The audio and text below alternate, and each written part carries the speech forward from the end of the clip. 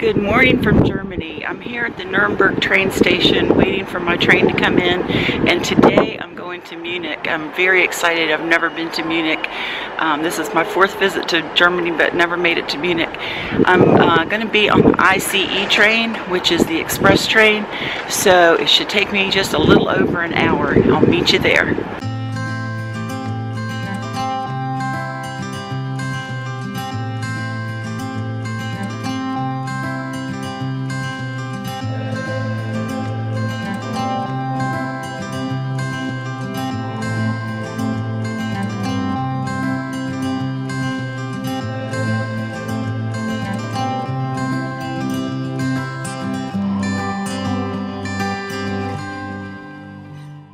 So I've made it to Munich. I'm in the main train station. The first thing I do when I arrive at any unfamiliar city is I look for the TI, or the tourist information booth, to get a map of the city. So then there's almost always one outside of the main train station when you arrive in any city. So I recommend that you do that first, and that's what I'm going to do right now. If you have trouble finding your train or figuring out anything here in the train station, look for the signs to Your Aid. E-U-R-Aid. They speak English and they will help you. So in the TI I got my map, and when I paid for it she gave me a guide for the Christmas market, which is going on right now too. So definitely make sure to stop in the TI. They can tell you if there are any special events going on, and they can tell you about tours, and they're just a wealth of information. It's well worth a 10-minute stop.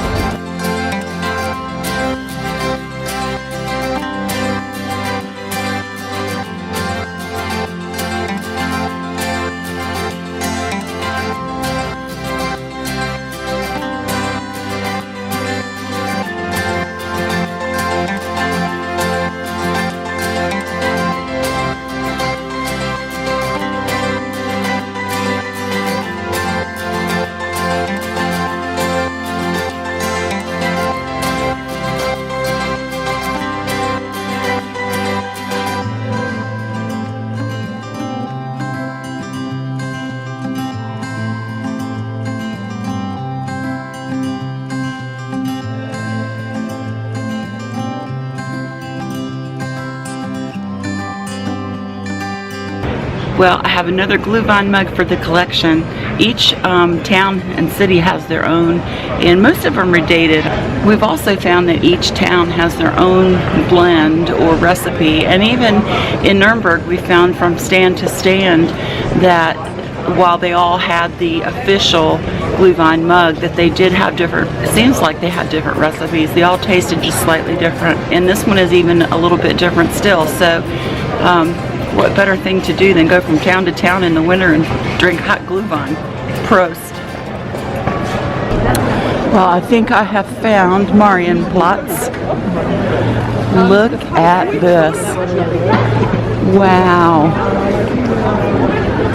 Isn't that gorgeous? So I'm waiting here at the old rat house for the clock up there. Clock's all the way up there, but you see a little ways down there's some figures that are going to do a little dance.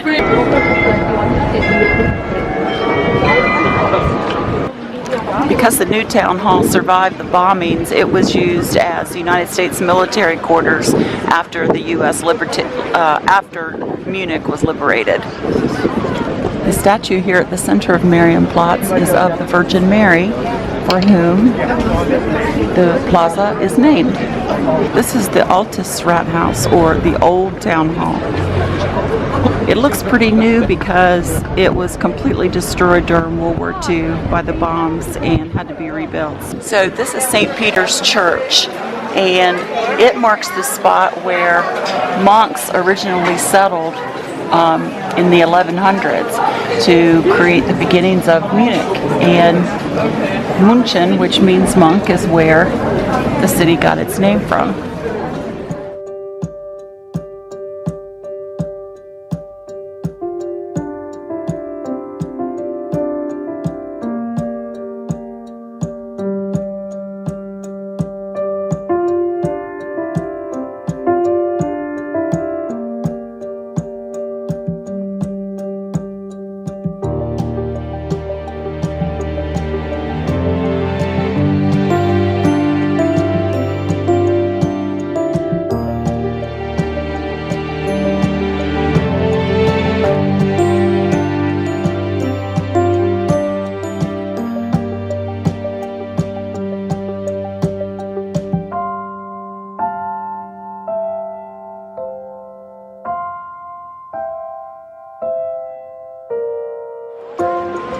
is another little market down behind St. Peter's Church. But this one is here year-round. And there's supposed to be a beautiful view from somewhere in here, as well as a beer garden. And a beer garden is where they usually have tables that you can use. As long as you order beer, you can bring your own food. But they also have tables, and they're usually differentiated in some way, like they'll have tablecloths on them, and those you can only sit at if you're ordering food too. So right now I'm just walking around seeing what's down here.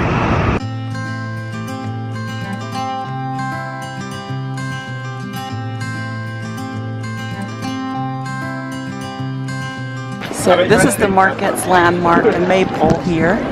Right now it's decorated for Christmas. Normally it's just blue and white striped. And it marks the rough center of this market, which has been here since Munich was part of the salt trade market back in the 1100s. But it really started to boom in the 1400s.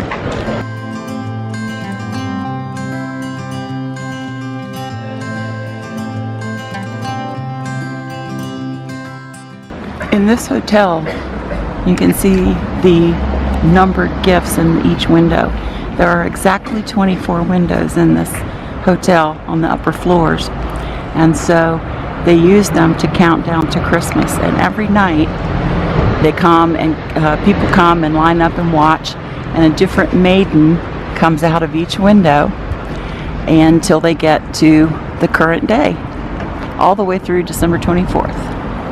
Here's the Munich City Museum, and I'm not sure if I'm going to do that today or not. I'm going to wait and see how much else I get done.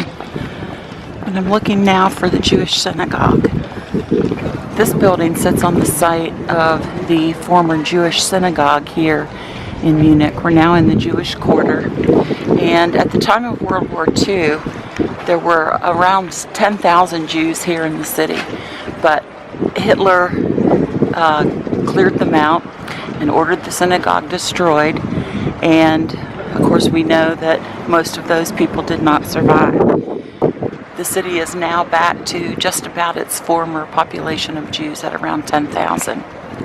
The lower portion of the architecture of this synagogue is meant to evoke the Wailing Wall in Jerusalem, and the top part represents the tent that was used to hold important religious symbols during the 40 years that the Israelites wandered. The synagogue is not open to visitors. It's open only to those who worship here.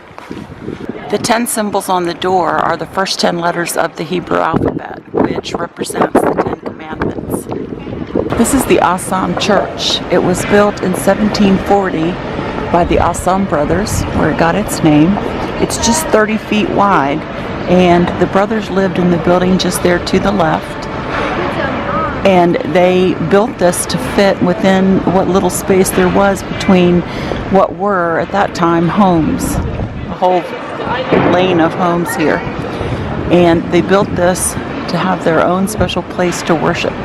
While this church was a private church just for the Assam brothers, they also built it as a permanent display of the quality and style of their work for potential customers.